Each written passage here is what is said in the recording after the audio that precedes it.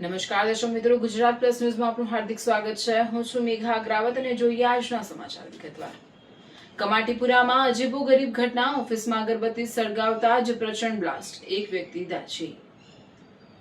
સંસ્કારી નગરી વડોદરાના કમાટીપુરા વિસ્તારમાંથી એક અત્યંત ચોંકાવનારી અને અજીબોગરીબ ઘટના સામે આવી છે. એક ખાનગી ઓફિસમાં સવારના સમયે પૂજા કરવા માટે જેવી અગરબત્તી સળગાવવામાં આવી કે તુરંત જ એક જોરદાર બ્લાસ્ટ થયો. આ રહસ્યમય બ્લાસ્ટને કારણે ઓફિસમાં હાજર એક વ્યક્તિ ગંભીર રીતે દાઝી ગઈ છે, જેને તાત્કાલિક સારવાર અર્થે હોસ્પિટલ ખસેડવામાં આવ્યો છે. ત્યારે આખી ઓફિસના કાચ અને દૂર પાર્ક કરેલી કારના કાચ પણ આ પ્રચંડ બ્લાસ્ટમાં તૂટી ગયા. બ્લાસ્ટનો પ્રચંડ અવાજ સાંભળતા જ આસપાસના સ્થાનિક લોકોને વેપારીઓ દોડી આવ્યા. ઓફિસમાંથી ધુમાડાના ગોટે ગોટા નીકળતા જોઈને સ્થાનિકોએ ભારે જહેમત બાદ પ્રાથમિક તબક્કે આગ પર કાબુ મેળવી લીધો હતો, જેના કારણે આગ વધુ ફેલાતા અટકી હતી અને એક મોટી હોનારત ટળી હતી.